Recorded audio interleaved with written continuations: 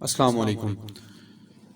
آج کی اس ویڈیو میں دیکھتے ہیں کہ کسی بھی شیپ کو 3D کیسے بنایا جاتا ہے۔ میں اس وقت Microsoft office word soft where پہ ہوں اور سب سے پہلے آپ نے انسرٹ پہ کلک کرنا ہے اور انسرٹ پہ کلک کرنے کے بعد یہاں شیپ کا آپشن موجود ہے۔ شیپ کے آپشن پہ کلک کیا اور یہاں سے کوئی بھی اینی ون شیپ سلیکٹ کر سکتے ہیں۔ مثال کے طور پر یہ ایک شیپ میں نے سلیکٹ کی اور ریکٹینگولر فریم میں نے ڈرا کر دی۔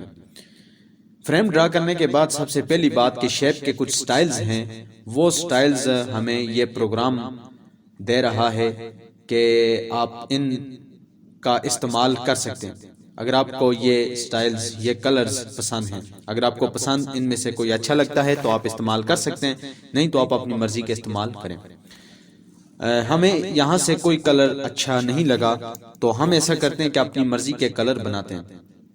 کلر بنانے کے لیے یہاں سے یہ کلر، بہت سے کلر دیے ہوئے ہیں، ان کلرز کا استعمال کر سکتے ہیں۔ مور کلرز میں ہیں یا کوئی پکچر استعمال کر سکتے ہیں، یا پکچر بھی نہ اچھی لگے تو یہاں سے گریڈنٹ میں سے کلر یا ٹیکسچر میں سے کوئی کلر ہم اٹھا سکتے ہیں۔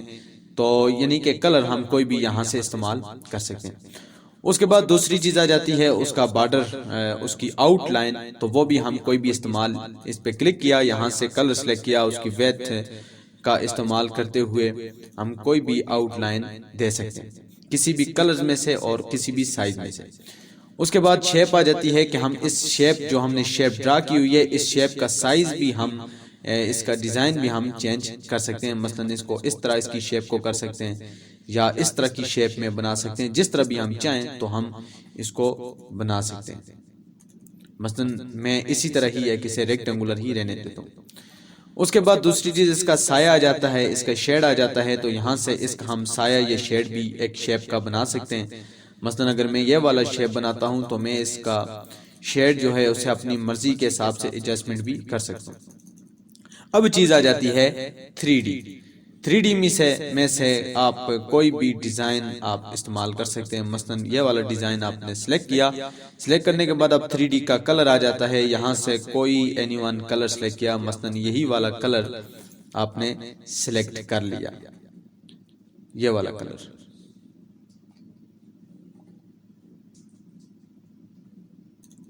یہی والا ہم نے کلر سلیکٹ کیا، سلیکٹ کرنے کے بعد اب ہم اس 3D کو، اس بلاک کو ہم اپنی مرضی سے ہر طرف گھما سکتے ہیں۔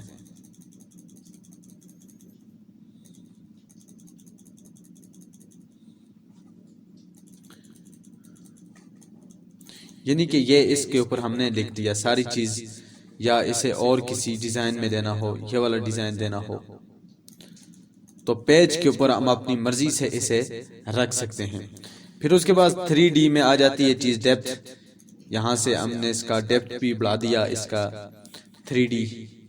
پھر اس کے بعد یہ اس کی ڈائریکشن آ جاتی ہے، یہ اس کی لائٹنگ آ جاتی ہے، یہ بھی ہم نے کر دی۔ اور اس کے بعد اس کی پوزیشن آ جاتی ہے کہ آپ اسے کس پوزیشن پہ رکھنا چاہتے ہیں۔ اب یہ 3D ایک بلاک، ایک سیل ہمارے پاس بن چکا ہے۔ اب اس کے اوپر رائٹنگ کرنے کے لیے ہم ایسا بھی کر سکتے ہیں کہ انسرٹ میں سے ڈائریکٹ ہم ورڈ آرٹ میں سے کوئی چیز لکھیں اور اس کے اوپر ہم لکھتے ہیں۔ ایسا کرتے ہیں کہ ہم یہاں سے ورڈ میں سے ہی کوئی نام لکھتے ہیں، مثلا یہی چیز اسی کو ہی ہم لکھ دیتے ہیں، اور اس کو ہم نے کیا کیا، ٹائٹ کیا۔ ٹائٹ کرنے کے بعد اس کو برنگ ٹو فرنٹ کیا،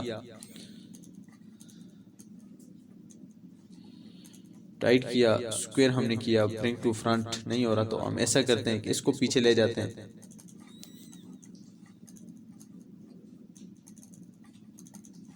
ہم نے اس کو بھی ٹائٹ کیا، سکوئر کیا جب، تو یہ آ جائے گا۔ ہم نے اصل میں اپنی شیپ کو ٹائٹ اور سکوئر نہیں کیا ہوا تھا، تو اس لیے جو ہے شیپ ہماری بات نہیں سن رہی تھی۔ وجہ یہ ہوگی کہ کوئی بھی چیز، آپ کوئی بھی آبجیکٹ لائیں گے تو سب سے پہلا کام یہ ہوگا کہ آپ نے اس کو ٹائٹ اور سکوئر کرنا ہوگا۔ اگر آپ اس چیز کو ٹائٹ اور سکوئر نہیں کریں گے تو وہ شیپ جو ہوگی وہ آپ کی بات نہیں سنے گی۔ تو یہی کام ہوگا کہ پہلے اس کو ٹائٹ اور سکوئر کرنا ہوگا۔ جس طرح اس کو اب ٹائٹ اور سکوئر کیا تو یہ جہاں ہم اسے چاہیں گے یہ ہماری بات سنے گی۔ تو یہ ایک تصویر کو ایک شیپ کے اوپر رائٹنگ کرنا، کہ کس طرح ہم اس کو ایک 3D ایفیکٹ میں بدل سکتے ہیں، 3D ایفیکٹ اس کا ہم بنا سکتے ہیں۔ تو یہی تھا اس کا ریزلٹ۔